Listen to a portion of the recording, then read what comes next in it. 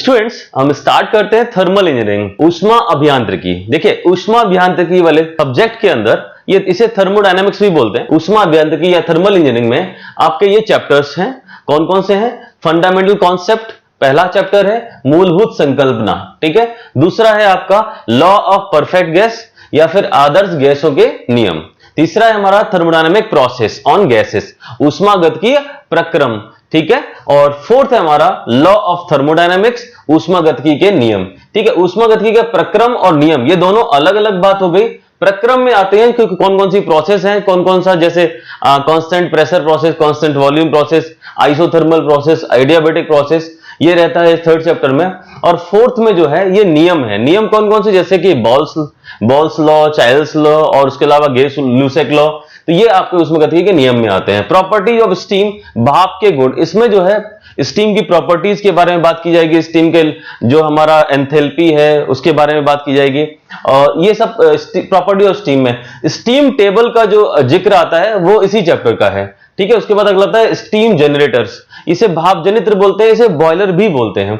और उसके बाद सेवेंथ है एयर स्टैंडर्ड साइकिल्स। अब यहां तक जितनी भी साइकिल्स थी वो यूज की जाएंगी। जैसे अगर आपने देखा होगा तो एक कार्नोट साइकिल है जो कि 100% एफिशिएंसी के साथ यूज की जा सकती है, लेकिन वो प्रैक्टिकल साइकिल नहीं होती, एक आइडियल साइकिल होती है वो, या ऑटो साइकिल हो गया, डीजल साइकिल हो गया, और भी साइकिल है, वो सारा एयर स्टैंडर्ड साइकिल्स के अंदर आता है। उसके बाद एयर कंप्रेसर है। एयर कंप्रेसर मतलब वायु संपीड़क, हवा को क्या किया, एयर को क्या किया, कंप्रेस कर दिया और उस कंप्रेस्ड एयर का किसी न किसी चीज में यूज कर लिया। मतलब एक तरह से हम क्या कर रहे हैं, हम वर्क को स्टोर कर रहे हैं in the form of compressed air, और उसको जब हमें जरूरत होगी तब हम जो है उसको यूज कर लेंगे, उससे हमें कोई वर्क मिल जाएगा, ठीक है। तो एयर कंप्रेसर, क्योंकि एयर कंप्रेसर के ऊपर बेस्ड जो हमारी गैस टरबाइन है तो वो एयर कंप्रेसर के ऊपर ही बेस्ड होती हैं, ठीक है। उसके बाद आता है इंट्रोडक्शन टू हीट ट्रांसफर, ऊष्मा स्थानांतरण का परिचय। यहां पे हीट ट्रांसफर का इंट्रोडक्शन है। इसका मतलब there are 3 modes of heat transfer, मतलब ऊष्मा स्थानांतरण के 3 जो है मोड होते हैं। पहला कंडक्शन, मतलब जिसे हम चालन बोलते हैं, कन्वेक्शन जिसे हम बोलते हैं संवहन, तीसरा है रेडिएशन जिसे हम बोलते हैं विकिरण। इन तीनों मोड के ऊपर बेस्ड यहां पर थियरी रहने वाली है, जिसमें कि पहला फूरियर्स लॉ है, दूसरा न्यूटन्स लॉ ऑफ कूलिंग है, ब्लैक बॉडी के बारे में बात होती है। तो ये हमारा जो है 9th चैप्टर है। 10th चैप्टर है आईसी इंजन, अंतर्दहन इंजन। अंतर्दहन इंजन मतलब कौन से, जो आईसी इंजन, जो कि हमारे जैसे पेट्रोल इंजन, डीजल इंजन, ये हमारे क्या थे, अंतर्दहन इंजन थे, ठीक है। तो अंतर्दहन इंजन के बारे में यहाँ पे पूरा कंस्ट्रक्शन है, वर्किंग है, 2 स्ट्रोक इंजन, 4 स्ट्रोक इंजन, ये सारा का सारा यहाँ हम लोग पढ़ेंगे, उनकी एफिशिएंसी वगैरह भी निकालेंगे। उसके अलावा steam turbine and steam condensers.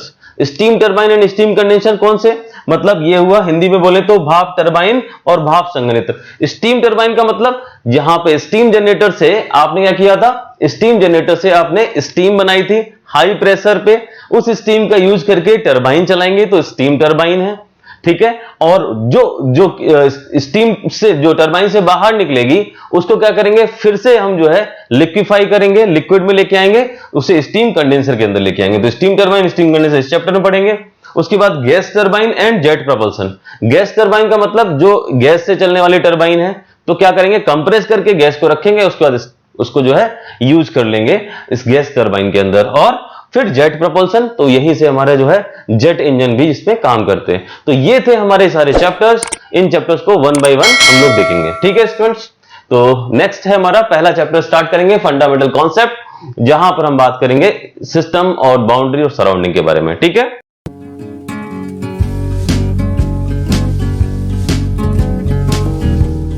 Thermal engineering का पहला चैप्टर है फंडामेंटल कॉन्सेप्ट। इसको मूलभूत संकल्पना कहते हैं, ठीक है। अब मूलभूत संकल्पना क्या है, इसमें जो है हम क्या पढ़ेंगे, हम जो है बिल्कुल बेसिक सा पढ़ेंगे थर्मल इंजीनियरिंग का, ठीक है। तो सबसे पहले स्टार्ट होता है थर्मोडायनामिक सिस्टम। क्या होता है थर्मोडायनामिक सिस्टम, या हिंदी में बोलते हैं ऊष्मागतिकी निकाय। देखिए पहले तो मैं बता दूं ऊष्मागतिकी निकाय का मतलब क्या होता है। ऊष्मागतिकी निकाय का मतलब हुआ कि अगर हमारा कोई क्षेत्र है, कोई भी हमारा क्या है स्पेस है, किसी भी जो है हमारा संस्थान, जहां पर हम क्या देखना चाह रहे हैं, हम देखना चाह रहे हैं, उसके बारे में पढ़ना चाह रहे हैं, उसके बारे में हम कॉन्सेप्ट उसको समझना चाह रहे हैं, वही हमारा जो है क्षेत्र हमारा क्या कहलाएगा, ऊष्मागतिकी निकाय कहलाएगा। फिलहाल हिंदी में देख लेते हैं क्या है, ऊष्मागतिकी में एक क्षेत्र या फिर रीजन या फिर जो भी स्पेस बोल लीजिए को निर्धारित किया जाता है, ठीक है, जिसका हम अध्ययन करते हैं, ठीक है, अध्ययन मतलब स्टडी करते हैं। और इसके लिए क्या है, उस पर हम क्या करेंगे, ध्यान केंद्रित करेंगे, कंसंट्रेट करेंगे उसके ऊपर, उसे जो है हम क्या बोलेंगे, ऊष्मागतिकी निकाय या फिर सिस्टम कहेंगे, ठीक है। ये हिंदी में हो गया। इंग्लिश में देख लेते हैं, thermodynamic system is defined as the region और matter in space whose behavior is studied in the analysis of problem. मतलब किसी भी प्रॉब्लम को एनालाइज करने के लिए एक पर्टिकुलर क्षेत्र पर हमने ध्यान केंद्रित किया और इसमें ध्यान केंद्रित करके उसके बारे में जानकारी इकट्ठा की, तो यही क्षेत्र जो है हमारा क्या कहलाएगा, थर्मोडायनेमिक सिस्टम कहलाएगा। यही क्षेत्र हमारा एक सिस्टम निकाय कहलाएगा।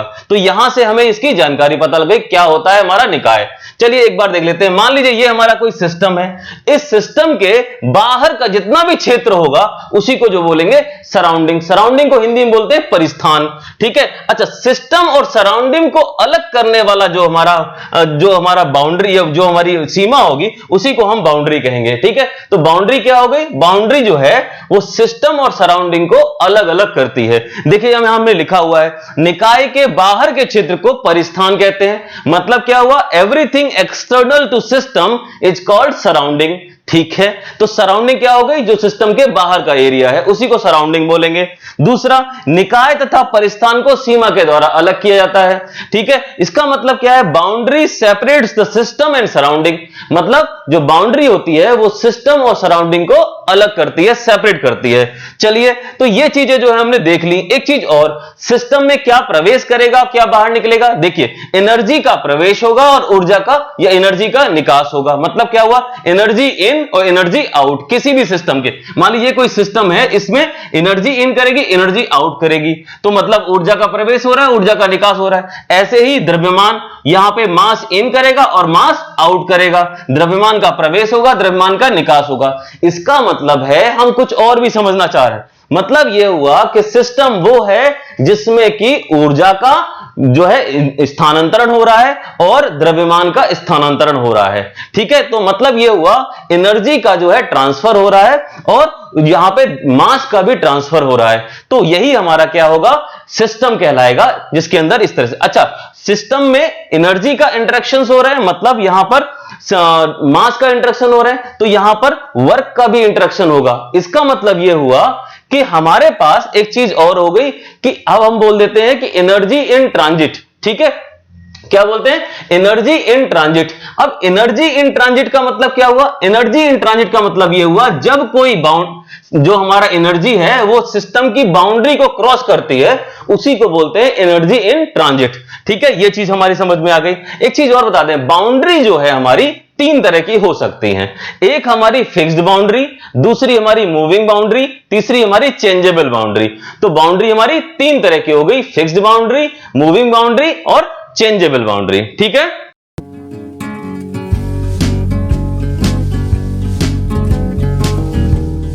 स्टूडेंट देखिए, अब सिस्टम जो है वो कितने प्रकार के होते हैं, टाइप्स ऑफ सिस्टम पढ़ने वाले हैं। निकाय के प्रकार, निकाय जो है हमारा वो तीन तरह का होता है। एक होता है ओपन सिस्टम, दूसरा होता है क्लोज सिस्टम, तीसरा होता है आइसोलेटेड सिस्टम। ओपन सिस्टम क्या कहता है, ओपन सिस्टम को हिंदी में बोलते हैं खुला निकाय। ये खुला निकाय ये या ओपन सिस्टम ये कहता है कि इसमें ऊर्जा और द्रव्यमान दोनों का जो है विनिमय हो सकता है। विनिमय का मतलब हुआ ट्रांसफर या एक्सचेंज हो सकता है, ठीक है। इसका मतलब ये ओपन सिस्टम में जो एनर्जी है वो क्या है, एनर्जी और मास दोनों जो है बाउंड्री को क्रॉस कर रहे हैं। मतलब क्या हुआ, ओपन सिस्टम में एनर्जी और मास दोनों का ट्रांसफर होता है। इसके एग्जांपल देख लीजिए, टरबाइन, टरबाइन में जो है फ्लूइड अंदर आता है, फ्लूइड बाहर जाता है, एनर्जी का और मास का ट्रांसफर हो रहा है। कंप्रेसर और पंप इसके एग्जांपल्स हैं, ठीक है। ओपन सिस्टम के एग्जांपल हैं टरबाइन, कंप्रेसर और पंप, ठीक है। इसमें बॉयलर भी होता है, बॉयलर में भी जो है एनर्जी का ट्रांसफर और मास का ट्रांसफर होता है। तो ये ओपन सिस्टम हो गया। अच्छा, दूसरा देखते हैं क्लोज सिस्टम। क्लोज सिस्टम क्या है, बंद निकाय बोलते हैं। बंद का मतलब केवल एक चीज बंद होती है।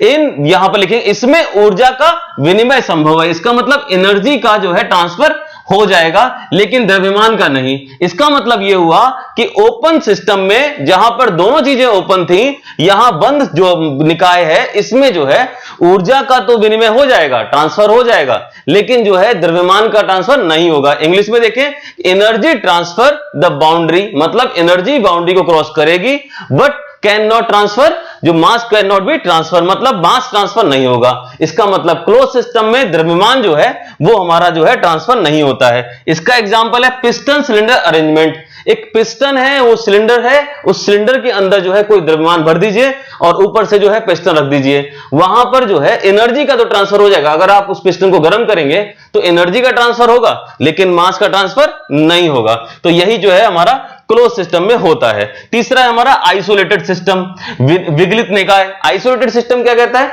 इसमें भैया न तो हमारा ऊर्जा का ट्रांसफर होगा, न ही जो है हमारा द्रव्यमान का ट्रांसफर होगा। इसका मतलब है no energy and mass transfer. इसमें जो है आइसोलेटेड सिस्टम में एनर्जी और मास का ट्रांसफर नहीं होगा। इसका एग्जांपल है कोई भी इंसुलेटेड फ्लास्क ले लीजिए, जैसे कोई भी हमारा बर्तन होता है उसमें हम गर्म पानी रखते थे, गर्म भी बना रहता है। तो आइसोलेटेड फ्लास्क जो है वो इंसुलेटेड फ्लास्क जो है वो आइसोलेटेड सिस्टम या विगलित निकाय का एग्जांपल है। दूसरा हमारा यूनिवर्स। यूनिवर्स का मतलब ब्रह्मांड। ब्रह्मांड में आप कुछ भी डाल दो, कुछ भी निकाल लो, कुछ पता ही नहीं चलने वाला है। मतलब ये हुआ कि यहां पर जो यूनिवर्स है उससे बाहर आप कुछ ले जा ही नहीं सकते। इसका मतलब ये है, ये भी हमारा आइसोलेटेड सिस्टम का एग्जाम्पल है। ठीक है, तो ये देख लिया। तीसरा एक चीज और देखें, सिस्टम और सराउंडिंग मिलके यूनिवर्स बनाते हैं। मान लीजिए ये कोई सिस्टम है और ये सारा सराउंडिंग है। सराउंडिंग कितना, जितना भी हो सकता है। मतलब क्या हुआ, ये दोनों अगर मिल जाए तो ही हमारा यूनिवर्स बन जाएगा।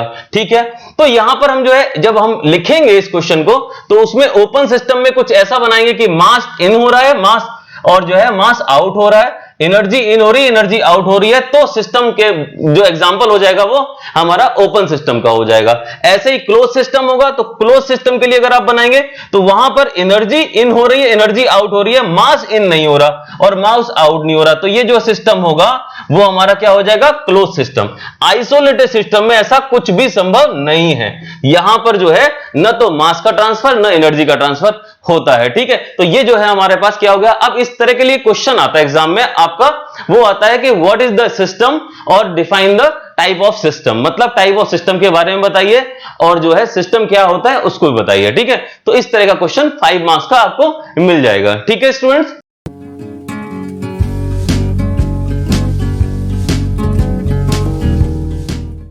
अब हम लोग पढ़ेंगे प्रॉपर्टीज ऑफ सिस्टम। सिस्टम की प्रॉपर्टीज मतलब निकाय के गुणधर्म। अच्छा, निकाय के गुणधर्म का मतलब क्या हुआ, गुणधर्म का मतलब यह हो गया कि अगर हमारा कोई सिस्टम है तो उसमें कुछ प्रॉपर्टीज भी होंगी, मतलब या फिर कुछ ऐसी चीजें होंगी जो कि निकाय को परिभाषित कर रही होंगी, वही हमारा जो है प्रॉपर्टीज ऑफ सिस्टम कहलाएंगी, मतलब निकाय गुणधर्म कहलाएंगे।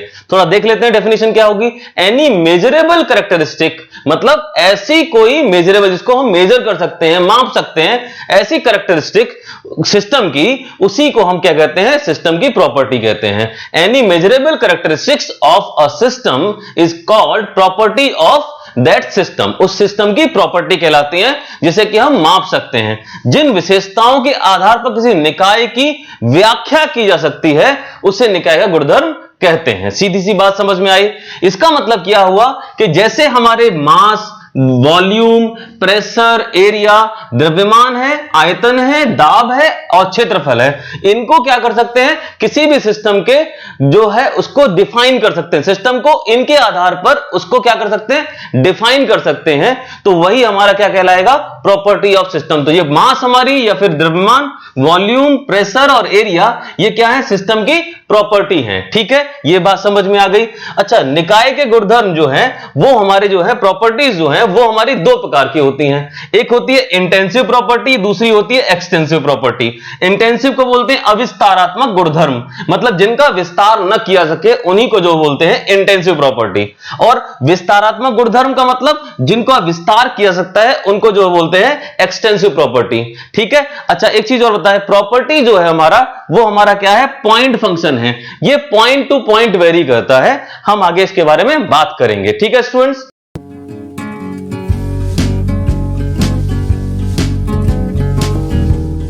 स्टूडेंट्स, इंटेंसिव प्रॉपर्टी जो है वो क्या होती है, जैसा कि अभी हमने बताया था, प्रॉपर्टीज जो है दो तरह की होती हैं, इंटेंसिव प्रॉपर्टी और एक्सटेंसिव प्रॉपर्टी। इंटेंसिव प्रॉपर्टी क्या होती है ये डिस्कस करेंगे। इंटेंसिव प्रॉपर्टी का मतलब है अविस्तारात्मक गुणधर्म। मैंने बताया था आपको कि अविस्तारात्मक का मतलब जिनका विस्तार किया ना जा सके। ठीक है, चलिए देखते हैं क्या होता है। वे गुणधर्म जो निकाय के द्रव्यमान मतलब मास और आकार मतलब साइज पर निर्भर ना हो। मतलब इंटेंसिव प्रॉपर्टी वो प्रॉपर्टी होती हैं जो किसी भी निकाय के मतलब सिस्टम के द्रव्यमान मतलब मास और आकार मतलब साइज, मास और साइज पर निर्भर ना हो, उन्हीं को बोलते हैं इंटेंसिव प्रॉपर्टी। ठीक है, जैसे यहां लिखा हुआ है not depends on mass and size, मतलब वे प्रॉपर्टी जो मास और साइज पर डिपेंड न करती हो उन्हीं को इंटेंसिव प्रॉपर्टी कहते हैं, अविस्तारात्मक गुणधर्म कहते हैं। ठीक है, दूसरा देख लीजिए। अच्छा, उससे पहले क्या देख लीजिए, इंटेंसिव प्रॉपर्टी के कुछ एग्जांपल, जैसे टेम्परेचर हो गया, ये भी जो है चेंज नहीं होता, इस पर मास और जो है साइज का कोई बदलाव नहीं होता। प्रेशर हो गया, डेंसिटी हो गया, स्पेसिफिक वॉल्यूम हो गया, मतलब तापमान हो गया, दाब हो गया और घनत्व, और तीसरा है हमारा स्पेसिफिक वॉल्यूम मतलब जो है विशिष्ट आयतन हो गया। ठीक है, तो ये हमारा इंटेंसिव प्रॉपर्टी हो गया, इसके ऊपर इसके जो है एग्जांपल्स हो गए। ठीक है, आगे देखते हैं एक्सटेंसिव प्रॉपर्टी। एक्सटेंसिव प्रॉपर्टी का मतलब विस्तारात्मक, मतलब जिनका विस्तार किया सके। चलिए इसमें देखते हैं, वे गुणधर्म जो निकाय के द्रव्यमान मतलब मास और साइज आकार पर निर्भर करें। मतलब ये हुआ एक्सटेंसिव प्रॉपर्टी वो प्रॉपर्टीज होती हैं जो किसी भी सिस्टम के द्रव्यमान या मतलब मास और आकार मतलब साइज पर निर्भर करती हैं। ठीक है, चलिए बात ये समझ में आ गया कि निर्भर करने वाली जो प्रॉपर्टीज हैं वो एक्सटेंसिव प्रॉपर्टी, जो न निर्भर करें उन्हें इंटेंसिव प्रॉपर्टी बोलते हैं। तो एक्सटेंसिव प्रॉपर्टी हैं जो कि डिपेंड नहीं करती, डिपेंड करती हैं वो एक्सटेंसिव प्रॉपर्टी हैं, मतलब depend on mass and size, और जो डिपेंड नहीं करती हैं वो इंटेंसिव प्रॉपर्टी हो गई। एक्सटेंसिव प्रॉपर्टी जो कि डिपेंड करती हैं वो कौन कौन सी हैं, आयतन मतलब वॉल्यूम, एनर्जी मतलब ऊर्जा, मास मतलब द्रव्यमान और वेट मतलब भार। ये जो प्रॉपर्टी है ये हमारी एग्जांपल है किसके, एक्सटेंसिव प्रॉपर्टी के। चलिए एक बार थोड़ा सा और देख लेते हैं कि अगर हमारे पास मास है, वॉल्यूम है, मास, वॉल्यूम, आयतन मतलब टेम्परेचर T, या फिर प्रेशर, या फिर डेंसिटी मतलब घनत्व। घनत्व हो गया, P दाब हो गया, T तापमान हो गया, V आयतन हो गया, M जो है द्रव्यमान हो गया। अच्छा, इनको अगर हम देखें, अगर बीच में बाउंड्री कर दें तो ये क्या आधे आधे हो जाएंगे। तो देखिए द्रव्यमान जो है वो आधा आधा हो गया, और वॉल्यूम मतलब आयतन है वो भी आधा आधा हो गया। तो जो आधे आधे हो गए इसको हम बोलेंगे एक्सटेंसिव प्रॉपर्टी। मतलब क्या हुआ, जिन पर जो है अगर आप उनका साइज जो है बीच में से कट कर दें तो वो आधे आधे हो रहे हैं, तो वो हमारे एक्सटेंसिव प्रॉपर्टी हैं। अगर हम जो है बीच में कोई दीवार लगा दें, कोई जो है ब्रेक कर दें, तो हमारा टेम्परेचर जो है वो हमारा सेम रहेगा, उसमें कोई बदलाव नहीं आएगा, और प्रेशर भी हमारा सेम रहेगा और घनत्व भी हमारा सेम रहेगा। तो जो कि हमारे पास अगर किसी चीज का साइज आधा कर दिया जाए तब भी अगर हमारे वैसे ही रहते हैं तो हम उन प्रॉपर्टीज को हम बोलते हैं इंटेंसिव प्रॉपर्टी, अविस्तारात्मक जो है गुणधर्म। ठीक है, तो ये स्टूडेंट यहां पर हमारा जो है intensive property, extensive property complete हुआ। एग्जाम में पूछा जा सकता है कि प्रॉपर्टीज क्या होती हैं और ये कितने प्रकार की होती हैं, इस तरीके से आपसे पूछा जा सकता है। आप प्रॉपर जो है इसको एग्जाम्पल देके प्रॉपर लिख सकते हैं। ठीक है,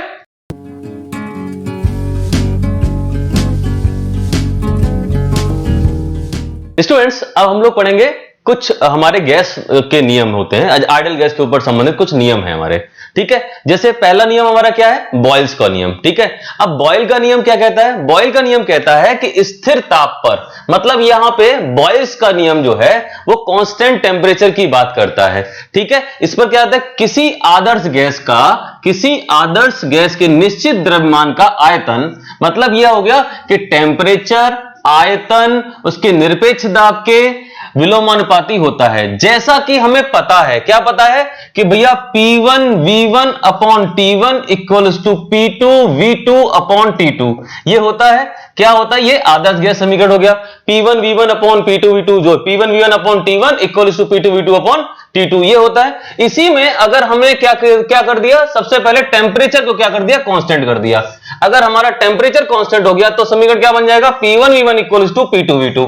यही हमारा बॉयल का नियम है, सीधी सी बात है। क्या कह रहा है कि स्थिर टेम्परेचर पर, मतलब स्थिर तापमान पर आदर्श गैस के निश्चित द्रव्यमान का आयतन निरपेक्ष दाब के विलोमानुपाती होता है, मतलब इनवर्सली प्रोपोर्शनल होता है। समझ लीजिए वापस इंग्लिश में, एट कांस्टेंट टेम्परेचर पर absolute pressure of a gas, किसी गैस का absolute pressure inversely proportional to volume of gas, किसी भी वॉल्यूम ऑफ गैस का इनवर्सली प्रोपोर्शनल होता है pressure, absolute pressure constant temperature पर। यही हमारा बॉयल का नियम है। क्या कहता है? P is proportional to 1/V, P is proportional to 1/V, मतलब प्रेशर जो है वो वॉल्यूम का इनवर्सली प्रोपोर्शनल होता है, या फिर ऐसे बोल सकते हैं जो वॉल्यूम है वो हमारा प्रेशर का इनवर्सली प्रोपोर्शनल होता है। ठीक है, इसका मतलब क्या हुआ? पीवी जो है हमारा क्या हो जाएगा? पीवी इक्वल्स टू कांस्टेंट हो जाएगा। यहां भी देखें P1V1 इक्वल्स टू P2V2 हो जाएगा। सीधी सी बात है, यही हमारा क्या है? बॉयल का नियम है। ठीक है, यही हमारा बॉयल का नियम है। बॉयल का नियम क्या कहता है कि भैया ऐसा है, जो हमारा टेम्परेचर है वो हमारा कांस्टेंट हो जाएगा, T इक्वल्स टू कांस्टेंट हो जाएगा। यही हमारा बॉयल का नियम है। दूसरा देख लेते हैं, चार्ल्स का नियम क्या कहता है? चार्ल्स के नियम के अनुसार, या चार्ल्स का नियम क्या कहता है कि स्थिर दाब पर आदर्श गैस का आयतन, एट कांस्टेंट प्रेशर आदर्श गैस का आयतन, जो हमारा आयतन है, वॉल्यूम है, उसके परम ताप के समानुपाती होता है। इसका मतलब क्या हुआ? कांस्टेंट प्रेशर के ऊपर जो हमारा वॉल्यूम है वो हमारा टेम्परेचर के क्या हो जाएगा? समानुपाती हो जाएगा। Very good. At constant pressure volume of ideal gas is proportional to absolute temperature. ठीक है, तो जो हमारा जो है एट कांस्टेंट प्रेशर जो वॉल्यूम है वो टेम्परेचर के क्या हो जाएगा? प्रोपोर्शनल हो जाएगा। मतलब V is proportional to T। ये हमारा वॉल्यूम जो है वो किसके प्रोपोर्शनल हो जाएगा? टेम्परेचर के प्रोपोर्शनल हो जाएगा। याद कैसे करेंगे? देखिए यहां पर स्थिर दाब है, मतलब कांस्टेंट प्रेशर है। कांस्टेंट प्रेशर का मतलब है चार्ल्स जो है हमारा कांस्टेंट प्रेशर है, मतलब ये हो गया CP। चार्ल्स का मतलब C और P का मतलब हमारा प्रेशर। मतलब अगर आप CP याद रखेंगे तो आसानी से याद हो जाएगा। चार्ल्स में प्रेशर कांस्टेंट है, ठीक है, बॉयल्स में टेम्परेचर कांस्टेंट है। तो चार्ल्स में प्रेशर कांस्टेंट है, मतलब P इक्वल्स टू C। यही हमारा जो है चार्ल्स लॉ होता है। तो अगर P हमारा कांस्टेंट हो जाएगा तो यहां पे हम अगर देखें P1V1 में, तो P1 हमारा और P2 ये हमारा जो है कांस्टेंट हो गया, तो V1 upon T1 equals to V2 upon T2 equals to मतलब हो जाएगा V अपॉन T। इसका मतलब हो गया V is proportional to T। ये हमारे पास यहां पर हो गया। तो देखिए क्या निकल के आ रहा है? V1 upon T1 equals to V2 upon T2, या फिर इसे V1 upon V2 equals to T1 upon T2 कह सकते हैं। ये हमारा यहां पर हो गया एट जो हमारा चार्ल्स लॉ है। चार्ल्स लॉ और बॉयल्स लॉ हो गया।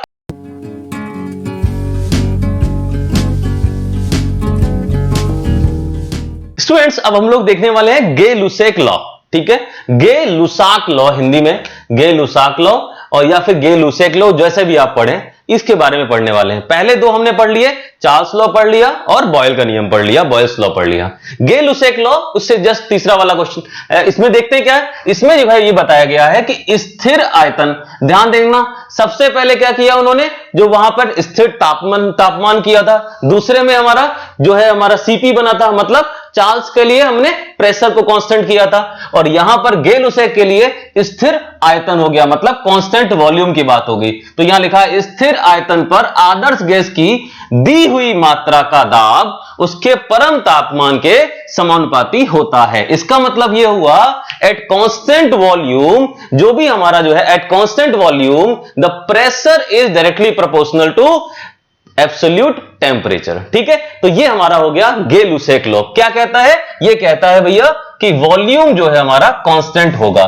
तो जैसा कि हमें पता था PV upon T equals to constant, तो यहां पर वॉल्यूम जो है कांस्टेंट है, तो क्या हो जाएगा? V हट जाएगा, तो P upon T equals to constant. तो P अपॉन T क्या हो जाएगा? नियतांक, कांस्टेंट हो जाएगा।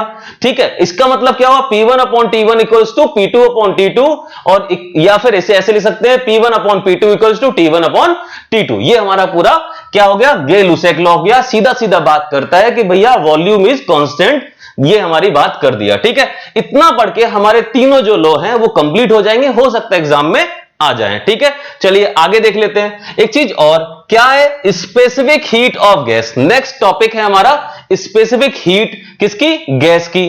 तो गैस की विशिष्ट ऊष्माओं की बात कर रहे हैं। गैस की विशिष्ट ऊष्माएं, तो विशिष्ट ऊष्माएं कौन सी?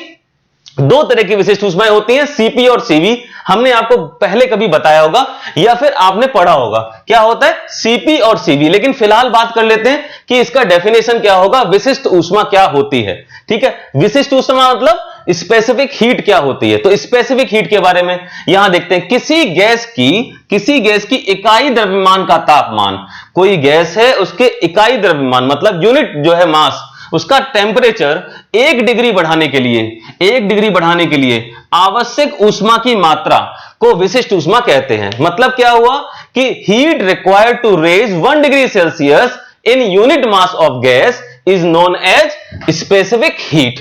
तो हीट, स्पेसिफिक हीट क्या होगा? अगर किसी भी द्रव्यमान की कोई यूनिट द्रव्यमान है, उसका जो है 1 डिग्री सेल्सियस टेम्परेचर बढ़ाना चाह रहे हो, तो जितनी हीट की आवश्यकता होगी, जितनी हीट की रिक्वायरमेंट होगी, उसी को जो है हम क्या बोलेंगे? Specific heat. वेरी गुड, यहां तक समझ में आ गया। तो स्पेसिफिक हीट होती है दो तरह की, एक होती है कांस्टेंट वॉल्यूम स्पेसिफिक हीट, दूसरी होती है constant pressure specific heat. Constant volume specific heat जो होती है उसको हम जो है सीवी बोलते हैं, इसको हिंदी में बोलते हैं स्थिर आयतन विशिष्ट ऊष्मा। अच्छा, ऐसा है विशिष्ट ऊष्मा दो तरह की होगी, एक स्थिर आयतन पे और एक स्थिर दाब पे। तो स्थिर आयतन वाले को सीवी बोल दिया, वी मतलब वॉल्यूम की बात हो रही है, तो ये हमारा सीवी क्या है? ये हमारा specific heat at constant volume हो गया। ये सीपी क्या है? Specific heat at constant pressure हो गया, स्थिर दाब पर विशिष्ट ऊष्मा हो गई।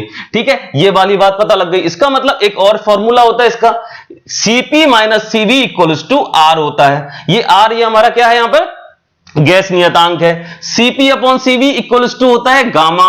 गामा क्या होता है? ये हमारा हीट कैपेसिटी बोलते हैं गामा को। गामा को बोलते हैं हीट कैपेसिटी रेशियो, मतलब विशिष्ट ऊष्मा अनुपात बोलते हैं। क्यों बोलते हैं इसको विशिष्ट ऊष्मा अनुपात? सीपी हमारी क्या है? विशिष्ट ऊष्मा है, सीवी क्या है? हमारा विशिष्ट ऊष्मा है। तो ये विशिष्ट ऊष्माओं का अनुपात ही जो है यही हमारा गामा कहलाएगा। गामा बोलते हैं इसको इस तरीके से। ठीक है, ये वाई की तरह बनता है गामा। ठीक है, और CP minus CV equals to R. ठीक है, तो ये हमारे पास हो गया एक गेलुसेक लॉ और दूसरा हमारा specific heat of gas complete होता है। अब एक चीज देखते हैं कि अब हम जो है एक क्वेश्चन करेंगे किस तरीके से CP minus CV equals to R निकाला जाता है। एग्जाम में क्वेश्चन आता है कि define the specific heat of gas and describe, या फिर जो है वहां पर वो बोल सकते हैं कि इसका जो है व्युत्पन्न कीजिए, CP minus CV equals to R होता है। ठीक है, तो इस तरह के क्वेश्चन को अभी हम करते हैं।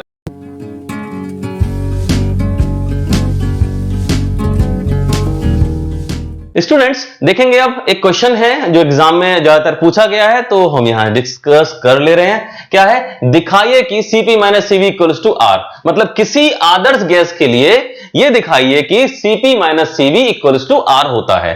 ठीक है, ये डिस्कस करना है यहां पर, ये हमें प्रूव करना है। ठीक है, अगर इंग्लिश में देखें तो ऐसे क्वेश्चन आता है, so that CP minus CV equals to R. CP minus CV equals to R for ideal gas. Ideal gas के लिए सीपी माइनस सीवी की जो वैल्यू है वो आर के बराबर होगी। ये हमें शो करना है, ये हमें बताना है। तो उसके लिए सबसे पहले कुछ टर्मिनोलॉजी है जो कि आपको जाननी चाहिए। क्या क्या होते हैं? हम जानते हैं कि क्या जानते हैं, वैसे तो हम जानते हैं, नहीं जानते वो एक अलग बात है, लिखना तो पड़ता है। क्या लिखेंगे? H equals to U plus PV.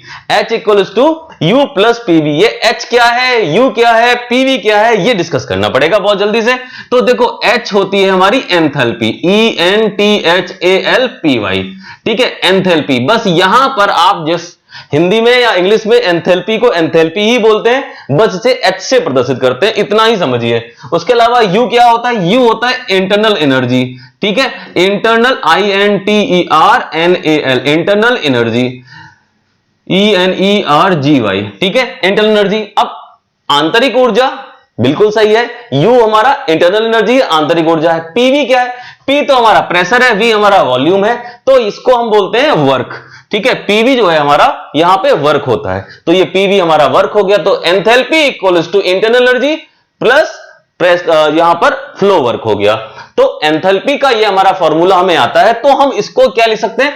Change in enthalpy equal to change in internal energy equal plus यहां पे flow work, change in flow work. तो यहां पर DH लगा दिया, इसका मतलब है DH का मतलब है चेंज इन एंथैल्पी, और DU का मतलब है चेंज इन इंटरनल एनर्जी, और DPV का मतलब है चेंज इन वर्क। मतलब चेंज का मतलब क्या हो रहा, यहां पर हम जो है ये देख रहे हैं, चेंज का मतलब ये है कि एंथैल्पी का जो है कितना अंतर आया, कितना चेंज हुई एंथैल्पी, कितना परिवर्तित हुई। ऐसे ही इंटरनल एनर्जी है, ऐसे ही हमारा फ्लो वर्क है।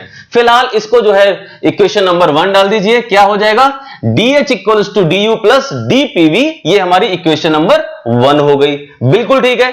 अब यहीं से आगे बढ़ेंगे और क्या करेंगे, किसी आदर्श गैस के लिए ये 3 इक्वेशन और याद करनी पड़ेंगी।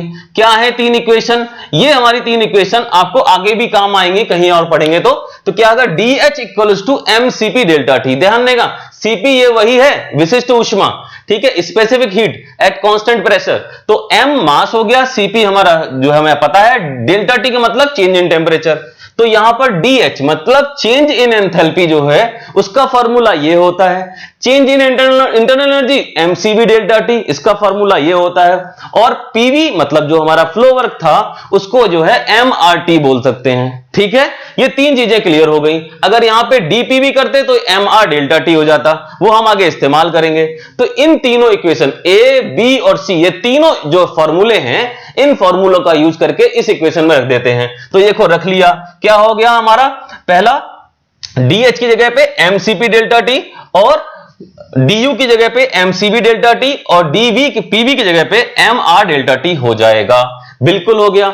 अब ये जो है यहां पर देखिए m और जो दूसरा है dt, mdt, ये हमारे क्या हो जाएंगे, कट जाएंगे कांस्टेंट कॉमन लेके। तो क्या बचेगा, Cp equals to Cv plus R। Cp मतलब कांस्टेंट प्रेशर पे स्पेसिफिक हीट, कांस्टेंट वॉल्यूम पे स्पेसिफिक हीट, और ये हमारा R हमारा कांस्टेंट है, ठीक है, गैस कांस्टेंट है। तो Cp equals to Cv plus R हो जाएगा। यहां से हमारा इक्वेशन बन गया Cp minus Cv equals to R। हमारा क्वेश्चन सॉल्व हो गया यहां तक, Cp minus Cv equals to R। ठीक है, अब हम आगे क्या कर रहे हैं, ये हम कुछ और इक्वेशंस पता करने के लिए कर रहे हैं, बताएंगे अभी आपको। क्या हम जानते हैं कि Cp upon Cv equals to gamma होता है, पता है Cp upon Cv equals to gamma होता है। अच्छा, यहां से हम जो है Cp की वैल्यू निकाल लें, Cp की वैल्यू निकाल ली तो क्या निकल आई, गामा इंटू Cv निकल आई, ये हमारा Cp की वैल्यू निकल आई। अगर ये Cp की वैल्यू को उठा के हम इस इक्वेशन में रख दें, Cp की जगह पे रख दें, तो क्या हो जाएगा, हमारे पास इक्वेशन बन जाएगी gamma into Cv minus Cv equals to R। ये हमने क्या कर दिया, Cp की जगह पे हमने Cp की वैल्यू हमने रख दी गामा इंटू Cv। ठीक है, यहां से Cv कॉमन ले लिया, gamma minus 1 equals to R हो गया। तो यहां से हम जो है Cv निकालें। तो अगर हम किसी भी न्यूमेरिकल की बात करें, अगर छोटा सा न्यूमेरिकल आता है, सिंपल सा पूछ लेंगे Cv की वैल्यू क्या है, R की वैल्यू 287 आपको मिल जाएगी, वो आपको पता होगी, और गामा की वैल्यू 1.4 हमारा एयर के लिए होता है, तो ये डायरेक्ट Cv की वैल्यू हमारी निकल आएगी। ऐसे ही Cp की वैल्यू हम आप आराम से निकाल सकते हैं। तो Cp और Cv की वैल्यू निकाली जा सकती है। ठीक है, तो जैसे यहां लिखा हुआ भी है, एयर के लिए जो है हमारा Cp की वैल्यू ये रही, Cv की वैल्यू ये रही, और R की वैल्यू ये रही हमारी 0.287 किलोजूल पर केजी केल्विन। ठीक है, बिल्कुल है। और गामा की वैल्यू कितनी होगी, 1.4 होगी। ठीक है, तो ये हमारा जो है कंप्लीट हो जाएगा। अगर हम यहां पर ये चीजें समझ लेंगे तो ये हमारा क्वेश्चन कंप्लीट हो जाएगा। Cp minus Cv equals to R जो है कैसे निकलता है, एग्जाम के पॉइंट ऑफ व्यू से कंप्लीट हो गया। ठीक है स्टूडेंट,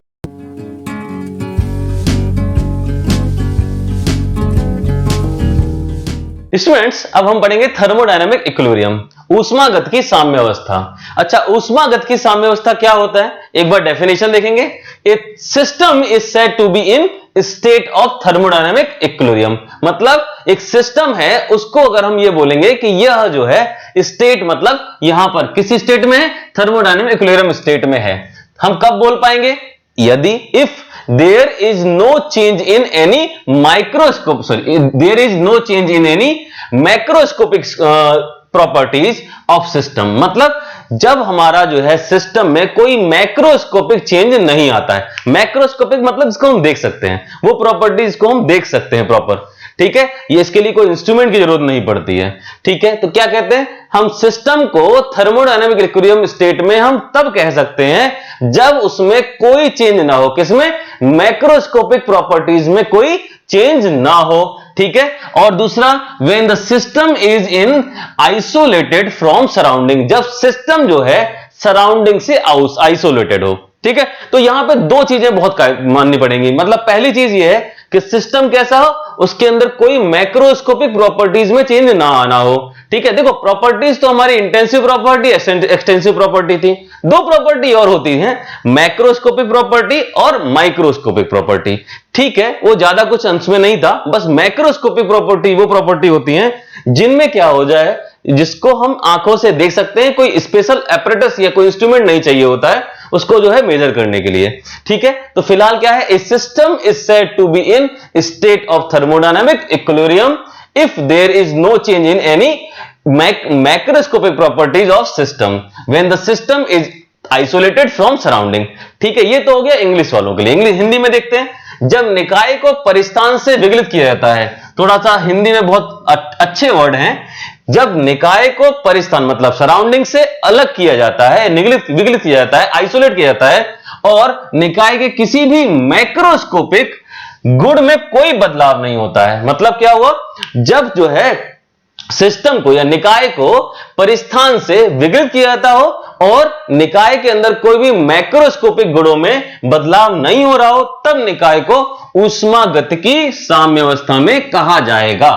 बिल्कुल बात सही है, ऊष्मागतिकी साम्यावस्था में तब कहा जाएगा जब उसका परिस्थान जो है वो जो है अलग हो निकाय से, और दूसरा निकाय के किसी भी मैक्रोस्कोपिक गुण में कोई बदलाव ना हो रहा हो, तो हम उसको क्या कहेंगे कि सर जो है थर्मोडायनामिक इक्विलिब्रियम में है हमारा सिस्टम, ठीक है।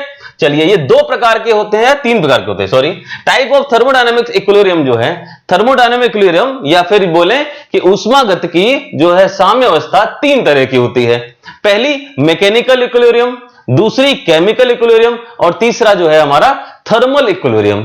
मतलब मैकेनिकल को यांत्रिक साम्यावस्था, दूसरे को रासायनिक साम्यावस्था, तीसरे को ऊष्मीय साम्यावस्था कहते हैं। चलिए इसको एक बार में समझ लेते हैं, क्या है मैकेनिकल इक्विलिब्रियम। देखिए मैकेनिकल का मतलब हमारा फोर्सेस। अब फोर्सेस जो है किसी भी सिस्टम में कैसे हो, साम्य में हो, इक्विलिब्रियम कंडीशन में हो। मतलब कोई भी ऐसा फोर्स नहीं लग रहा जो कि सिस्टम को क्या कर रहा है, अनबैलेंस कर रहा हो। तो ऐसी इक्विलिब्रियम कंडीशन को हम बोलते हैं मैकेनिकल इक्विलिब्रियम कंडीशन, ठीक है।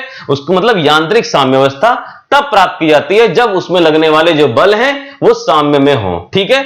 चलिए दूसरा है हमारा केमिकल इक्विलिब्रियम। केमिकल इक्विलिब्रियम का मतलब रासायनिक साम्यावस्था। इसका मतलब जो है कोई केमिकल रिएक्शन जो है एक्टिव ना हो, मतलब कोई भी रासायनिक अभिक्रिया जो है चल न रही हो, तो उस चल न रही हो मतलब सारी अभिक्रियाएं जो हैं वो शांत हो गई हो, रुक गई हो, कंप्लीट हो गई हो, या फिर सारी केमिकल रिएक्शंस जो हैं वो हमारी पूरी हो गई हो, कंप्लीट हो गई हो, तो ऐसी जो है इक्विलिब्रियम कंडीशन को हम बोलेंगे केमिकल इक्विलिब्रियम कंडीशन, ठीक है। तीसरा है थर्मल इक्विलिब्रियम। थर्मल इक्विलिब्रियम का मतलब क्या हुआ, अगर हमारा मैकेनिकल इक्विलिब्रियम और केमिकल इक्विलिब्रियम दोनों में ही जो है हमारा सिस्टम कैसा हो, साम्य में हो, मतलब इक्विलिब्रियम में हो, तो जो है हमारा थर्मल इक्विलिब्रियम में कहा जाएगा, ठीक है। और टेम्परेचर भी हमारा कांस्टेंट हो, ठीक है। तो क्या मतलब है, थर्मल इक्विलिब्रियम या ऊष्मीय साम्यावस्था उसे कहते हैं जब हमारा सिस्टम मैकेनिकल तथा केमिकल दोनों ही इक्विलिब्रियम कंडीशन में हो, और वो उसका जो टेम्परेचर है वो भी, मतलब टेम्परेचर का मतलब ताप भी जो है साम्यावस्था में हो, टेम्परेचर भी इक्विलिब्रियम में हो। तो इस तरीके से हमारा क्या हो जाएगा, थर्मल इक्विलिब्रियम में कहा जाएगा। तो ये तीन तरह के इक्विलिब्रियम कंडीशन हो गए, और पहला हमारा इसकी डेफिनेशन हो गई थर्मोडायनामिक इक्विलिब्रियम की, एग्जाम में आ जाता है ये पूरा का पूरा 5 नंबर में। ये इसको अलग अलग लिखिएगा तो ये आपको अच्छे मार्क्स दे देगा, ठीक है स्टूडेंट्स।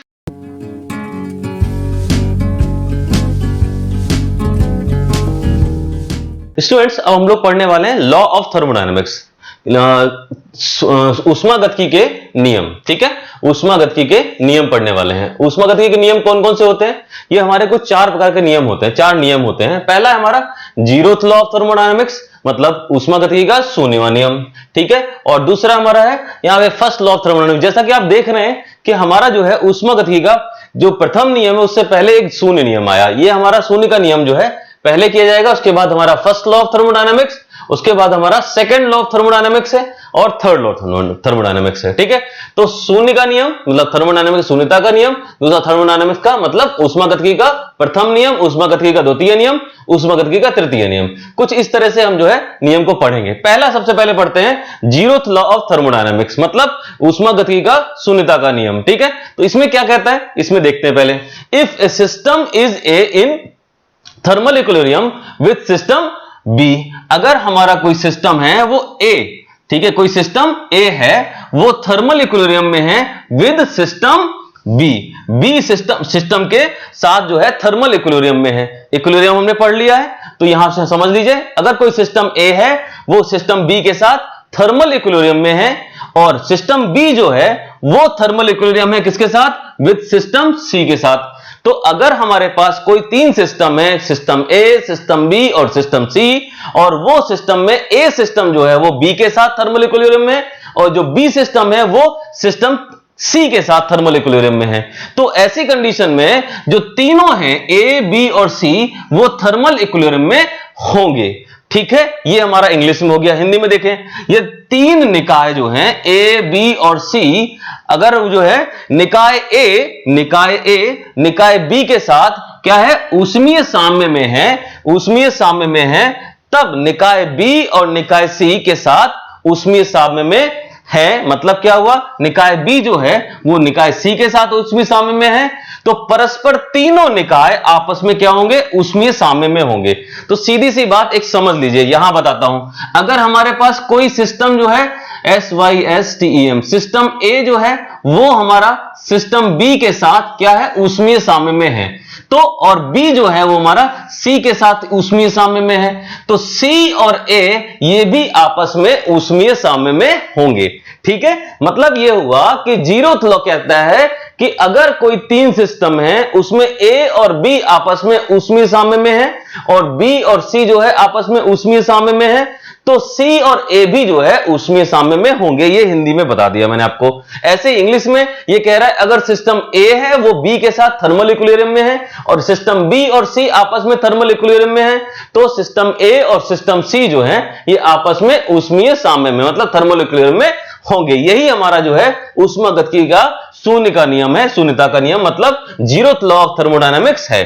ठीक है, इसके अलावा क्या है, this law is based on concept of thermal equilibrium, मतलब ये हुआ कि ये जो सिद्धांत है हमारा, ये जो हमारा नियम है, ये हमारा किस पे कॉन्सेप्ट पे काम कर रहा है, थर्मल इक्विलिब्रियम के कॉन्सेप्ट पे काम कर रहा है। तापमान की समानता के जो है तापमान की समानता के अवधारणा पे जो है बेस्ड है ये। ठीक है, तो ये हमारे पास क्या हो गया, जीरोथ लॉ ऑफ थर्मोडायनामिक्स या ऊष्मागतिकी का शून्यता का नियम। अब हम लोग पढ़ने वाले फर्स्ट लॉ ऑफ थर्मोडायनामिक्स।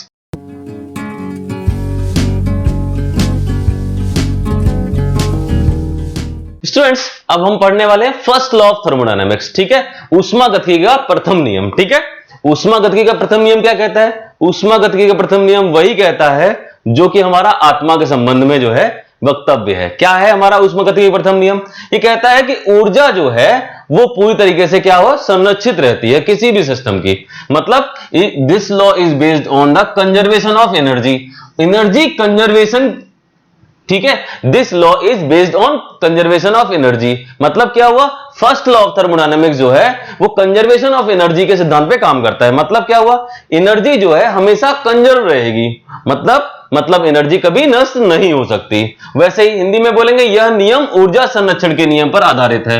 मतलब जो हमारा फर्स्ट लॉ ऑफ थर्मोडायनामिक्स है, ऊष्मागतिकी का प्रथम नियम है, ये जो है हमारा ऊर्जा संरक्षण के नियम पर आधारित है। ठीक है, चलिए इसमें देख लेते हैं, energy neither be created nor be destroyed. ठीक है, सीधी सी बात है, पता है आपको क्या है, एनर्जी कभी भी जो है क्रिएट नहीं की जा सकती और डिस्ट्रॉय नहीं की जा सकती।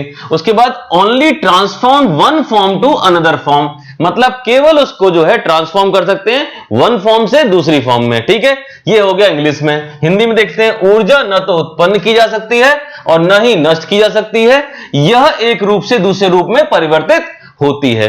बिल्कुल सीधी सी बात है, ऊर्जा को नष्ट कर सकते हैं, न उत्पन्न कर सकते हैं, एक रूप से दूसरे रूप में परिवर्तित हो जाएगी।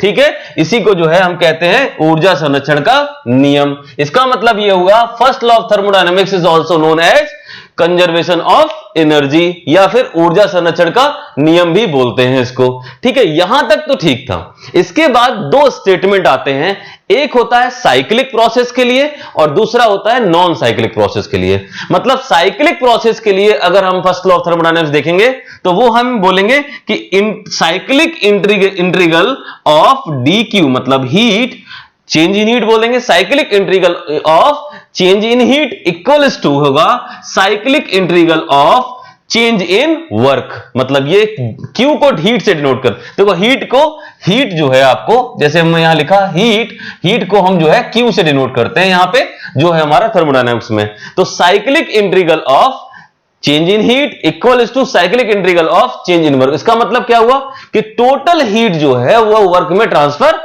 हो रही है। टोटल हीट किस में ट्रांसफर हो रही है? वर्क में ट्रांसफर हो रही है। तो ये हमारा क्या है? साइक्लिक प्रोसेस है।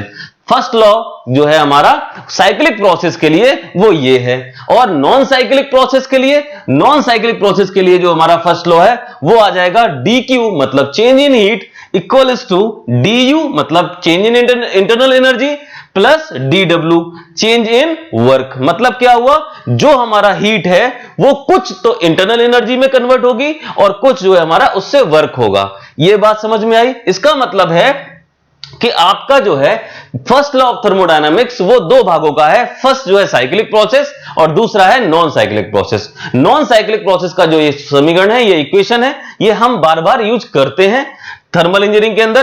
तो dq equals to du plus dw, आप इसको प्रॉपर लिखेंगे और यहां बताएंगे कि dq जो है हमारा हीट है, चेंज इन हीट है, du हमारा है चेंज इन इंटरनल एनर्जी है और dw जो है वो हमारा चेंज इन वर्क है। ठीक है, तो ये हमारे पास हो गया कि हीट जो है इंटरनल एनर्जी और वर्क डन में ट्रांसफर होती है।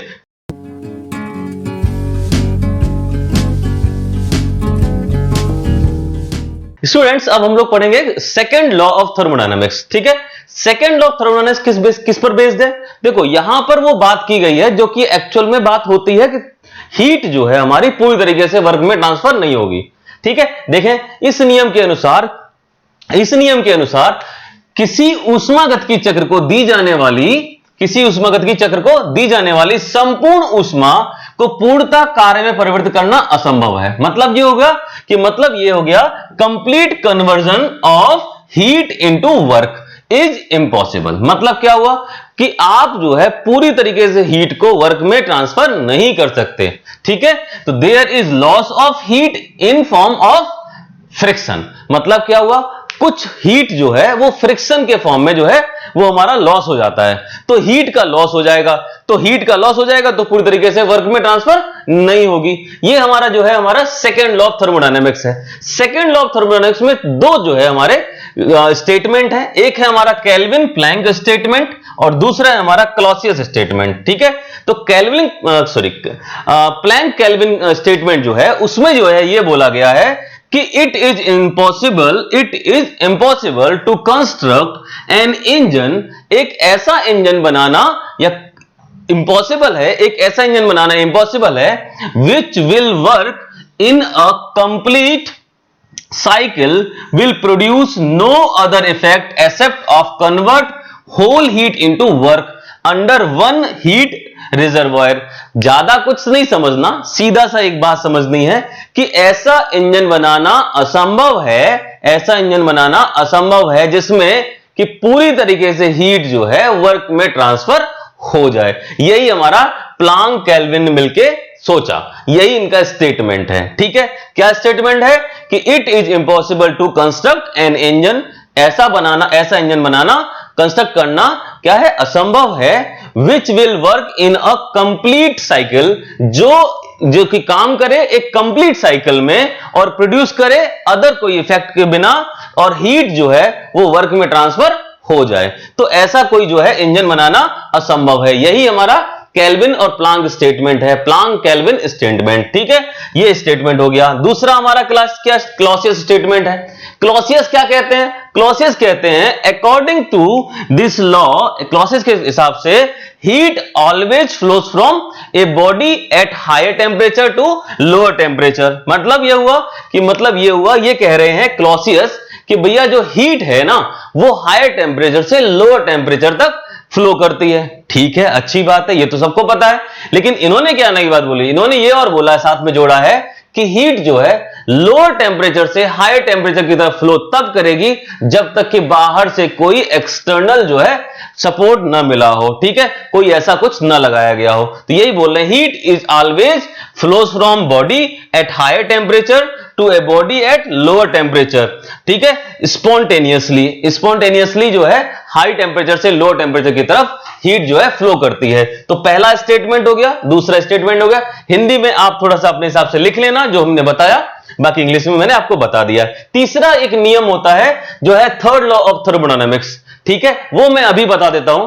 थर्ड लॉ ऑफ थर्मोडायनामिक्स मतलब तृतीय नियम ऊष्मागतिकी का कहता है कि भैया ऐसा है, जो हमारे पास cyclic integration of dq upon T जो है, टी का मतलब टेम्परेचर इक्वल्स टू जो है वो हमारा 0 हो जाएगा। मतलब ये हुआ कि एट एब्सोल्यूट टेम्परेचर जो एंट्रोपी है जो सिस्टम की, वो हमारी क्या होगी, चेंज इन एंट्रोपी जो है वो हमारी कांस्टेंट होगी। ठीक है, तो ये हमारा हो गया थर्ड लॉ ऑफ थर्मोडायनामिक्स। ठीक है,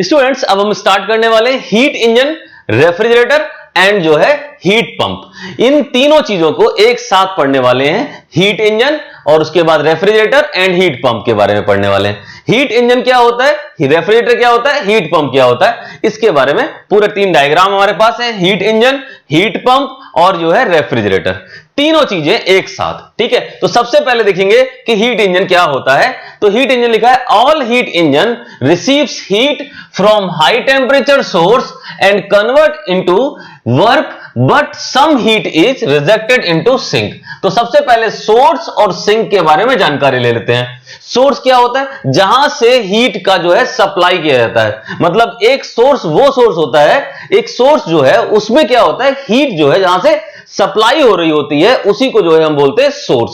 और सिंक क्या होता है, जहां पे हीट एब्जॉर्ब हो रही होती है उसी को जो है बोलते हैं सोर्स, सिंक। ठीक है, तो सोर्स क्या हो गया, हाई टेम्परेचर जहां से हीट जो है ट्रांसफर हो रही है। ठीक है, और सिंक क्या होगा, वहां पर जहां पर हीट एब्जॉर्ब हो रही है उसे सिंक बोलते हैं। तो सोर्स और सिंक अलग से पूछे जाते हैं, वो मैंने आपको बता दिए। अच्छा देखते हैं हीट इंजन क्या है। हीट इंजन कह रहा था जहां पर जो है हीट रिसीव करके, यहां पर हीट रिसीव करके हाई टेम्परेचर सोर्स से और कन्वर्ट करता है किसमें, वर्क में, और कुछ जो है हीट कहां रिजेक्ट हो जाती है, वो सिंक में रिजेक्ट हो जाती है। देखते हैं हम, देखो हाई टेम्परेचर सोर्स हमारा जहां का टेम्परेचर कितना है, T1 है, वहां से हीट Q1 जो है ट्रांसफर हो रही है किसको, इंजन को। इंजन से क्या मिलेगा, वर्क मिलेगा। ध्यान देना, हमारा हीट इंजन से वर्क मिलता है, बल्कि हीट पंप से और हीट जो हमारा रेफ्रिजरेटर है इनमें जो है वर्क हमें ट्रांसफर करना पड़ता है, वर्क हमें देना पड़ता है, यहां से वर्क हमें प्राप्त होगा। ठीक है, तो हाई टेम्परेचर सोर्स से हीट Q1 जो है वो ट्रांसफर हुई किसको, हीट इंजन को। हीट इंजन चला और उससे हमें वर्क मिल गया, और कुछ हीट जो है रिजेक्ट हो गई Q2, ये हमारे कहां पहुंच गई, लो टेम्परेचर सिंक की तरफ पहुंच गई। ठीक है, तो हीट सिंक को हीट हमें मिली Q2, और उसके बाद जो है हमारे पास वर्क डन मिल जाता है Q1 माइनस Q2 मिल जाता है। ठीक है, तो ये नेट वर्क डन क्या हो जाएगा, Q1 जो हीट आई थी उसमें से कुछ हीट निकल गई और क्या मिला हमें, वर्क डन मिल गया। तो वर्क डन इक्वल्स टू क्या होगा, Q1 माइनस Q2। अच्छा, हीट इंजन की एफिशिएंसी क्या होती है, eta equals to work done upon जो भी हीट सप्लाई होती है, हीट सप्लाइड। अच्छा, कितनी हीट सप्लाई की गई, हीट सप्लाई कितनी की गई, Q1। तो क्या हो जाएगा, eta equals to work done क्या होगा, W नेट अपॉन हीट कितना सप्लाई किया, Q1। ठीक है, अब यहां पर आप W नेट की जगह पे Q1 माइनस Q2 लिख सकते हैं, बिल्कुल लिख सकते हैं। तो एक बार देख लीजिए, ईटा इक्वल्स टू क्या हो जाएगा, Q1 minus Q2 upon Q1।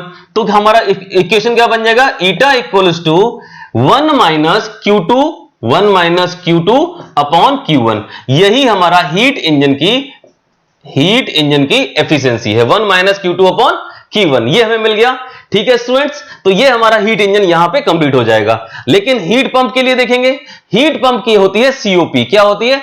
Coefficient of performance, ये होती है सीओपी, कोफिशिएंट ऑफ परफॉर्मेंस। क्या होता है? सीओपी इक्वल्स टू होता है डिजायर्ड इफेक्ट अपॉन जो भी हमारा वर्क डन है, वर्क डन। देखो बताएंगे आपको क्या होता है सीओपी का मतलब। सीओपी ये बताती है कि एफिशिएंसी का ठीक उल्टा। मतलब क्या हुआ, अगर हम किसी सिस्टम को वर्क देंगे तो उस वर्क से हमें क्या काम मिला, उसका जो है यहां पर रेशियो है। ठीक है, देखते कितने वर्क में हमें क्या इफेक्ट मिल रहा है, यही हमारा सीओपी है। ठीक है, कोफिशिएंट ऑफ परफॉर्मेंस। देखिए हीट पंप में, देखो हमारा हीट पंप का डिजायर्ड इफेक्ट ये है कि आप रूम को गर्म करेंगे। हीट पंप क्या कर रहे हैं? रूम को गर्म कर रहे हैं, और वहां की जो हीट है वहां पे जो है हीट जो है पहुंचा रहे हैं। कहां से पहुंचाएंगे? सराउंडिंग से पहुंचाएंगे, एटमॉस्फेयर से पहुंचाएंगे। तो देखिए यहां पर एटमॉस्फेयर कैसा था, हमारा ठंडा है। देखिए सर्दियों के दिनों में हमें हीट पंप की जरूरत पड़ती है, वो क्या करता है? बाहर से हीट की सप्लाई करके कहां पहुंचा रहा है? वो पहुंचा रहा है हमारे रूम में। तो इसके लिए क्या करना पड़ेगा? हमें वर्क करना पड़ेगा, हमें कंप्रेसर चलाना पड़ेगा। तो वर्क हमने किया यहां पे हीट पंप में, हीट पंप चलानी पड़ी, हीट पंप को चलाने के लिए वर्क मिला। हमें जो भी हमें वर्क मिलेगा उससे जो है हम क्या करेंगे? लो टेम्परेचर एटमॉस्फेयर से हीट की सप्लाई करेंगे अपने रूम के अंदर हाई टेम्परेचर के लिए। ठीक है, तो यहां पर क्या हो रहा है? Q2 जो है वो हीट पंप में जाएगा और वहां से जो है Q1 जो है, Q1 के फॉर्म में हमें हीट जो है कहां मिल जाएगी? रूम के अंदर, यहां पे हाई टेम्परेचर पे। तो ये हमारा डिजायर्ड इफेक्ट है। तो हीट पंप के लिए क्या हो जाएगा? सीओपी। तो सीओपी फॉर हीट पंप क्या हो जाएगा? हमारा डिजायर्ड इफेक्ट क्या है? डिजायर्ड इफेक्ट हमारा Q1 है। ठीक है, तो क्या हो जाएगा? Q1 अपॉन क्या हो जाएगा? Work done. यही हमारा सीओपी हो जाएगी किसकी? हीट पंप की। वर्क डन तो यहां पे अभी भी वही है, क्या है? Q1 minus Q2, W equals to Q1 minus Q2। क्यों? वर्क डन देखिए ऐसा है, वर्क डन हमारा क्या हो जाएगा? जो हमारा Q2 है ये हमारा जो है खींचा जा रहा है, इतनी हीट यहां से एक्सट्रैक्ट की जा रही है और कहां सप्लाई की जा रही है? Q1 को। तो जो है हमारा टोटल डिफरेंस कितना हुआ? टोटल डिफरेंस हुआ हमारा Q1 माइनस Q2, यही हमारा वर्क डन है। तो आप यहां लिख सकते हो। तो सीओपी हो गई हीट पंप की, यही हमारा हीट पंप है। यहां रेफ्रिजरेटर में देखते हैं, रेफ्रिजरेटर में क्या हो रहा है? वर्क का ट्रांसफर कर रहे हैं जिससे रेफ्रिजरेटर चल रहा है। लेकिन डिजायर्ड इफेक्ट क्या है रेफ्रिजरेटर का? वो हमारा जो है एक चेंबर है, उसको जो है हमें ठंडा करना है, आइस जमानी है। तो हमारा मेन जो हमारा डिजायर्ड इफेक्ट है वो हमारा जो है लो टेम्परेचर जो है मेंटेन रखना। और यहां पर हीट पंप क्या करता है? हाई टेम्परेचर मेंटेन रखना। ठीक है, तो लो टेम्परेचर मेंटेन रखने के लिए क्या करेंगे? हीट को हम एक्सट्रैक्ट करेंगे। कहां से? लो टेम्परेचर रूम से। ठीक है, तो लो टेम्परेचर रूम से Q2 हीट एक्सट्रैक्ट की, क्योंकि हमने यहां पे काम किया था, वर्क डन किया था रेफ्रिजरेटर के ऊपर। और रेफ्रिजरेटर क्या कर रहा है? उसको जो है बाहर ट्रांसफर कर रहा है। कहां पे? एटमॉस्फेयर में। और एटमॉस्फेयर कैसा है? गर्म है। अब गर्मियों के दिनों में अगर हम देखें तो हमारे जो रूम है उसको क्या करना है? ठंडा करना है। तो उसमें से जो है हीट को निकाला जाता है। ऑलरेडी ठंडा हो चुका है और हीट निकाल के कहां पहुंचाएंगे? एटमॉस्फेयर में पहुंचाएंगे। बाहर एटमॉस्फेयर कैसा है? गर्म है। तो यहां पर रेफ्रिजरेटर का काम क्या है? डिजायर्ड इफेक्ट क्या है? रूम को ठंडा करना, कूलिंग इफेक्ट है। तो उसके लिए डिजायर्ड इफेक्ट क्या हो जाएगा? Q2 मेंटेन रखना। और Q2 जो है मेंटेन रखेंगे तो क्या हो जाएगा? तो COP of refrigerator equals to क्या हो जाएगा? Q2 अपॉन W, मतलब वर्क डन। ठीक है, इसका मतलब क्या हुआ? रेफ्रिजरेटर का जो COP है वो कहलाएगी वो हमारी desired effect upon work done, मतलब डिजायर्ड इफेक्ट क्या हो जाएगा? Q2 हो जाएगा। लेकिन हमारा COP जो है हमारा हीट पंप के लिए वो डिजायर्ड इफेक्ट क्या होगा? Q1 हो जाएगा अपॉन W हो जाएगा। तो इस तरीके से हमारे पास हीट इंजन का कंप्लीट हमारा एफिशिएंसी पता लग गई, हीट पंप का हमारा COP पता लग गया, और ऐसे ही COP जो है हमारी रेफ्रिजरेटर की पता लग गई। तीनों एक साथ कंप्लीट हो गए। आपको ये तीनों याद रखने हैं और अलग अलग एग्जाम में अगर आते हैं तो उनको आपको बताना है। ठीक है, चलिए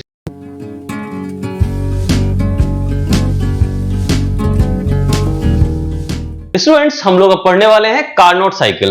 कार्नोट साइकिल जो है एक तरह से हमारी आइडियल साइकिल है, और ये आइडियल साइकिल होती है रिवर्सिबल। तो जितनी भी आइडियल प्रोसेस है वो हमारी रिवर्सिबल प्रोसेस है। ठीक है, तो पढ़ लेते हैं। Carnot cycle is a reversible cycle. Carnot cycle कैसी है? रिवर्सिबल साइकिल है। और all process of cycle are assume to be reversible, मतलब इसके अंदर जो भी जितनी भी साइकिल्स हैं उन साइकिल्स को क्या करा गया? उन प्रोसेस को ये माना गया है कि ये रिवर्सिबल ही प्रोसेस होंगे सारे। ठीक है। और वर्किंग मीडियम क्या है, ये मतलब जैसे मान के चलते, जैसे पेट्रोल इंजन है तो ऑटो साइकिल पे चलते हैं, तो उसमें पेट्रोल हमारा वर्किंग मीडियम है। इसका वर्किंग मीडियम क्या है, इसका वर्किंग मीडियम है आइडियल गैस। तो कार्नोट साइकिल में क्या चलता है, क्या यूज किया गया है, आइडियल गैस, ठीक है। और ना तो आइडियल गैस कुछ होता है और ना तो कार्नोट साइकिल, मतलब कार्नोट साइकिल प्रैक्टिकल साइकिल है ही नहीं, ये एक आइडियल साइकिल है, ये भी आप लिखेंगे। दूसरा बोलेंगे सारी प्रोसेस जो है वो सारी आइडियल होंगी, ठीक है। और कार्नोट साइकिल एक रिवर्सिबल साइकिल है। अच्छा, रिवर्सिबल साइकिल के बारे में पहले देख लेते हैं। रिवर्सिबल साइकिल वो साइकिल होती है जिसमें जो है हर प्रोसेस जो है अपने रिवर्स में भी सेम पाथ पे चलता है, उसी को जो बोलते हैं रिवर्सिबल साइकिल। फिलहाल वापस से बताऊंगा अभी थोड़ी देर में, ठीक है। The process of cycle are assume to be reversible, मतलब जितनी भी प्रोसेस है वो सारी रिवर्सिबल है, ठीक है। उसके अलावा ये बता दिया गया इसका जो हमारा वर्किंग मीडियम है वो आइडियल गैस है, ठीक है। इट हैज 4 प्रोसेस, मतलब इस साइकिल के अंदर 4 प्रोसेस है, 1 से 2, 2 से 3, 3 से 4, 4 से 1, ये हमारी 4 प्रोसेस हैं। और 2 इसमें रिवर्सिबल एडियाबैटिक हैं। देखिए रिवर्सिबल एडियाबैटिक प्रोसेस है, मतलब जो है रिवर्सिबल एडियाबैटिक का मतलब जो है रुद्धोष्म प्रक्रम वाली बात हो रही है, ठीक है। रिवर्सिबल एडियाबैटिक है। और 2 जो है हमारी रिवर्सिबल आइसोथर्मल है। रिवर्सिबल आइसोथर्मल का मतलब ये हो गया, ये हमारा समतापीय प्रक्रम की बात हो गई।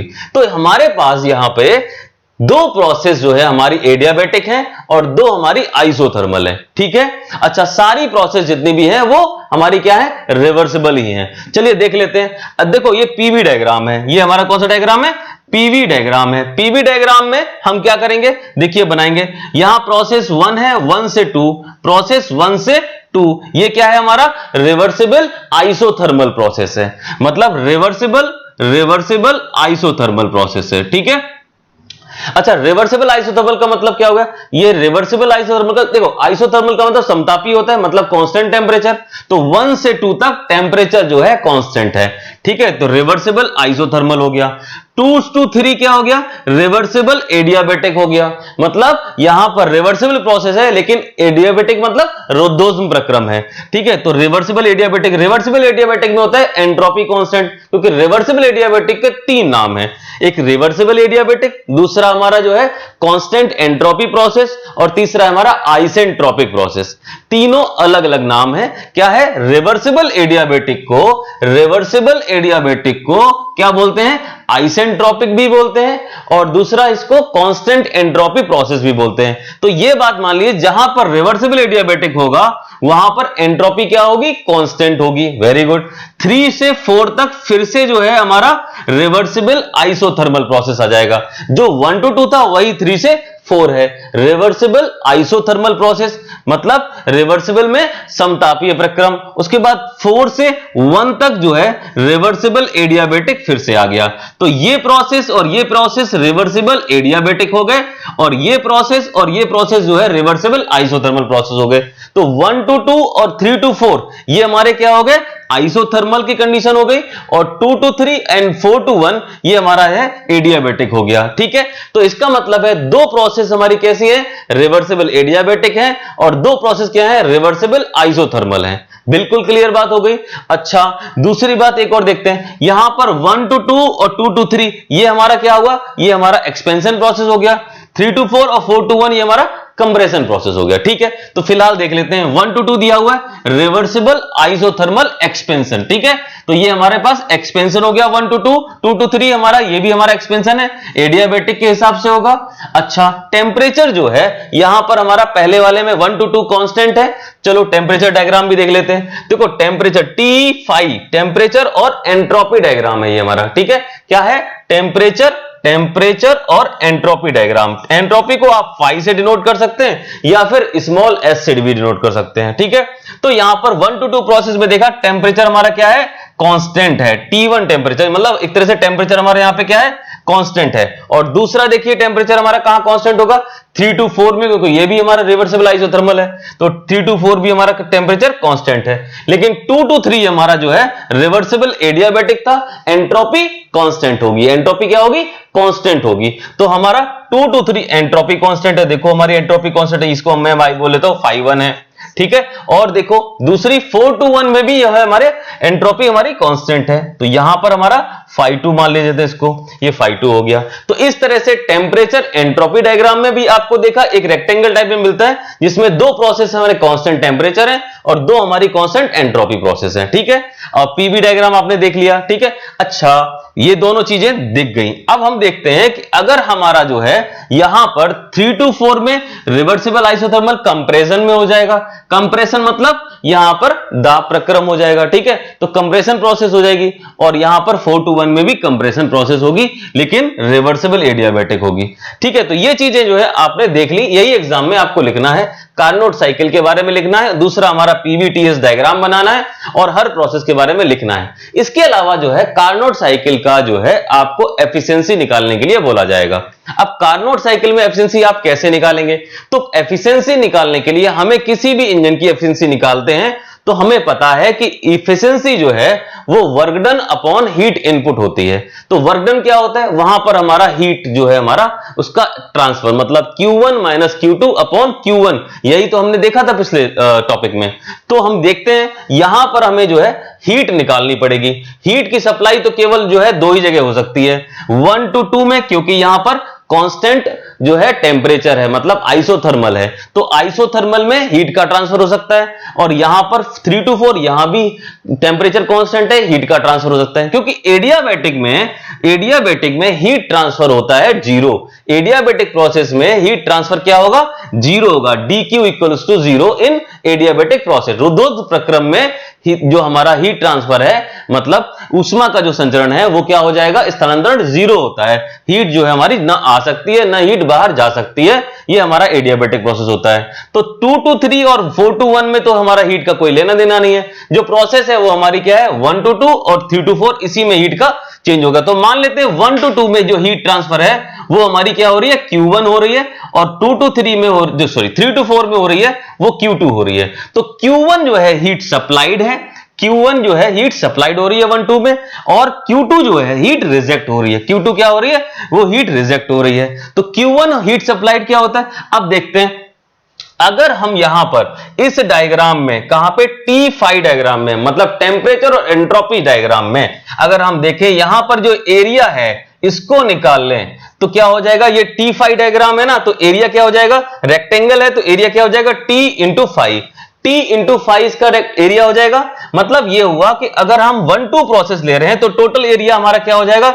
T1 इंटू 5 माइनस 5 यही हमारा एरिया हो जाएगा, T1 इंटू 5 माइनस 5। इसका मतलब ये हुआ कि जब भी हम TS डायग्राम T5 डायग्राम मतलब टेम्परेचर और एंट्रोपी डायग्राम देखेंगे तो टेम्परेचर और एंट्रोपी डायग्राम में जो एरिया होगा वही हमारा जो है हीट ट्रांसफर को डिनोट करेगा। मतलब हीट ट्रांसफर अगर पता करना है तो आप जल्दी से T5 डायग्राम या फिर TS डायग्राम बोलते हैं या फिर इसको टेम्परेचर एंट्रोपी डायग्राम बोलते हैं, उसका एरिया ढूंढ लाओ। एरिया पता लग गया तो आपको हीट पता लग जाएगी। तो हीट Q1 कहां से मिल जाएगी? यहां पर पूरा का पूरा ये हमारा रेक्टेंगल है, यहां से हीट मिल गई, क्या निकलेगी? T1 into 5 minus 5। इसको हम T1 इंटू D5 भी बोल सकते हैं, ठीक है। जो चेंज इन एंट्रोपी हो गई D5। अच्छा, दूसरी प्रोसेस कौन सी है? 3 to 4 प्रोसेस है। 3 to 4 प्रोसेस का जो एरिया होगा ये वाला जो एरिया है, ये एरिया बताएगा हमारा जो है कितनी हीट जो है रिजेक्ट हुई, Q2, ठीक है। तो Q2 निकालने के लिए क्या करेंगे? यहां पे कुछ नहीं है, वही T2 टेम्परेचर हो जाएगा इंटू D5 हो जाएगा, क्योंकि Q1 5 माइनस 5 हो जाएगा। तो T2 into 5 minus 5 sorry 5 minus 5 का मतलब 5 और 5 बात एक ही है, तो उससे हम कोई दिक्कत नहीं है। तो 5 जो है यही हमारा सेम है 5 माइनस 5 के बराबर है, ठीक है। तो ये दोनों हमारे सेम हो जाएंगे, तो हम क्या लिखेंगे? इसको भी D5 लिख देंगे, तो T2 इंटू D5 हो जाएगा। अच्छा, अब क्या हुआ? अब हमें पता लग गया Q1 कितना है और Q2 कितना है, हीट सप्लाइड कितना है, हीट रिजेक्टेड कितना है। तो अब हम एफिशिएंसी निकाल लेंगे। तो क्या होता है? Thermal efficiency of Carnot cycle equal to होगा वर्क डन अपॉन क्या होगा? Work done upon heat supplied, ठीक है। तो work done upon heat supplied, तो वर्क डन क्या होता है? Q1 माइनस Q2, यही तो हमारा वर्क डन होता है। हर एक साइकिल में जो जितने भी हीट इंजन थे उस सब में जो है हमारा क्या है? हीट जो है वर्क डन कितना था Q1 माइनस Q2, वैसे हीट पंप में भी यही था Q1 माइनस Q2, ऐसे ही जो है रेफ्रिजरेटर में भी Q1 माइनस Q2 था। तो ये तो हमेशा से ही होगा, लेकिन एफिशिएंसी निकालेंगे तो work done upon heat input करेंगे, हीट सप्लाइड करेंगे, तो हमारा क्या हो जाएगा Q1 minus Q2 upon Q1। इसका मतलब क्या हुआ, यहाँ Q1 की वैल्यू रखो, Q2 की वैल्यू रख दो, जो है हमारा यहाँ हो जाएगा T1 minus T2 upon T1। तो यहां से इसको हम बोल सकते हैं 1 माइनस T2 अपॉन T1, ये हमारा बन जाएगा एफिशिएंसी। तो कार्नोट साइकिल की एफिशिएंसी जो है या फिर कार्नोट इंजन की एफिशिएंसी जो है वो हो जाएगी eta equals to 1 minus T2 upon T1। This is the end of Carnot cycle. ये हमारा कार्नोट साइकिल हमारी कंप्लीट हो जाती है, एंड तो नहीं होगा, कंप्लीट हो जाएगी। ठीक है स्टूडेंट्स, देखिए हमने यहां तक आपको कंप्लीट कर दिया। हाँ, हमारे से पहले प्रिपेयर नहीं था, इसीलिए ये वीडियो बहुत लेट आया है। तो आप जो है इसको जितना भी बताया है उसको पढ़ेंगे तो करीब 4 चैप्टर आपके कंप्लीट हो जाएंगे, और 7 चैप्टर है उसका भी थोड़ा सा पार्ट कार्नोट साइकिल का है वो कंप्लीट हो जाएगा। तो मेरे हिसाब से या हमारे हिसाब से ये जो है वीडियो आपके लिए थोड़ा लाभप्रद हो सकता है। अगर आप इस वीडियो को देख रहे हैं इसका मतलब है कि आपके कहीं ना कहीं काम में आएगा। Thank you students. डाउनलोड करें APH इंजीनियरिंग एकेडमी ऐप और पाएं बेस्ट कोचिंग।